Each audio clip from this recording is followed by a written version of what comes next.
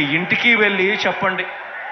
దాదాపుగా 35 లక్షల ఎకరాల మీద దాదాపుగా 1 లక్ష కాదు, 2 లక్షలు కాదు, దాదాపుగా 35 లక్షల ఎకరాల మీద సర్వ హక్కులు అనుభవదారులకు, గిరిజనులకు, రైతన్నలకు, నిరుపేదలకు ఇచ్చినది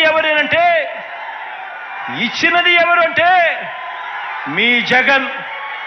అందులో అత్యధికం పేద సామాజిక వర్గాలకు చెందినవే అని చెప్పి తెలిసి వారికి మేలు చేసింది ఎవరు అనంటే మీ జగన్. ఇచ్చింది ఎవరు అనంటే మన వైఎస్ఆర్సీపీ పార్టీ ఇచ్చింది అని చెప్పి చెప్పడానికి గర్వపడతా ఉన్నా. ఎస్సీ, ఎస్టీ, బీసీ, మైనారిటీలకు ఎన్నికైన పదవుల నుంచి మంత్రి మండలి వరకు, డిప్యూటీ సీఎంలు, రాజ్యసభ శాసనసభాపతి వరకు, మండలి చైర్మన్లు, వైస్ చైర్మన్ పదవులు చరిత్రలో ఎప్పుడు ఇవ్వని విధంగా ఇచ్చింది కూడా ఎవరు అనంటే మీ జగన్.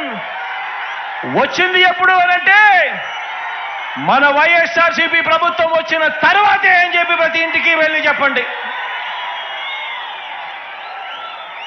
ఈ వర్గాలన్నీ కూడా మనందరి ప్రభుత్వం నిండు మనసుతో మద్దతు పలకాలని, తరతరాలుగా మారని బతుకులు మారాలని, మనందరి ప్రభుత్వం చేస్తున్న ప్రయత్నాలకు అండగా ఈ వర్గాలన్నీ కదిలి రావాలని, స్టార్ క్యాంపెయినర్లుగా నిలవాలని, బాబుకు ఓటు వేయటం అంటే సామాజిక న్యాయానికి వ్యతిరేకంగా ఓటు వేయటమని, బటన్ నొక్కితే నేరుగా నా అక్క చెల్లెమ్మల కుటుంబాల ఖాతాల్లోకి డబ్బులు పోయే డీబీటీకి వ్యతిరేకంగా ఓటు వేయటమే అని ఈ వర్గాలన్నీ కూడా స్టార్ క్యాంపెయినర్లుగా ముందుకు రావాలని ప్రతి ఒక్కరికి కూడా ప్రతి ఇంటికి వెళ్ళి చెప్పాల్సిన అవసరం ఉంది అని చెప్పి ప్రతి ఒక్కరిని కోరుతా ఉన్నా.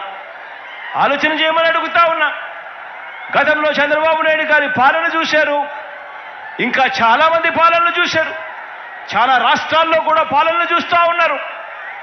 ఎవరైనా కూడా మేనిఫెస్టోను మన మాదిరిగా, మీ అన్న మాదిరిగా, మీ తమ్ముడి మాదిరిగా, మన వైఎస్ఆర్ కాంగ్రెస్ పార్టీ మాదిరిగా ఎవరైనా మేనిఫెస్టోను ఒక బైబిల్ గాను, ఒక ఖురాన్ గాను, ఒక భగవద్గీత గాను భావించి ఆ మేనిఫెస్టోను ప్రతిరోజు చూసుకుంటూ ఏకంగా 99% వాగ్దానాలన్నీ కూడా అమలు చేసిన తర్వాతే ఎన్నికలకు వెళ్తా ఉన్నది ఎవరు అనంటే మీ జగన్.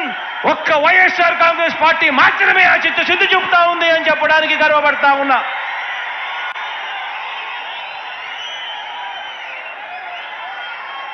మొట్టమొదటిసారి ఫస్ట్ ఛాన్స్ ఇస్తేనే మీ జగన్ ఇంత గొప్పగా అన్ని వర్గాలను గుండెల్లో పెట్టుకొని చూసుకుంటా ఉన్నాడు.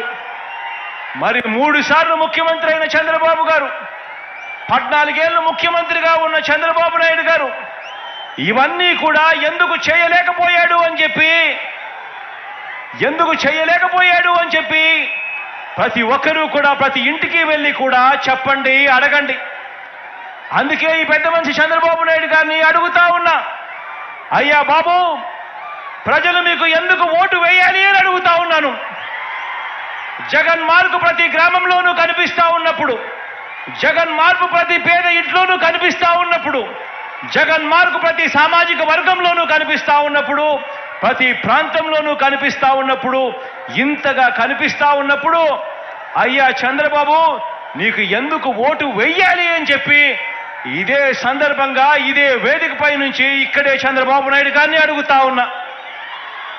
చంద్రబాబు నాయుడు గారిని నేరుగా అడుగుతా ఉన్నా, జగన్ తన పాలనలో ప్రజలకు, ఇదే పెద్ద మనిషి చంద్రబాబు నాయుడు గారిని నేరుగా అడుగుతా ఉన్నా ఇదే వేదికపై నుంచి, అయ్యా చంద్రబాబు, జగన్ తన పాలనలో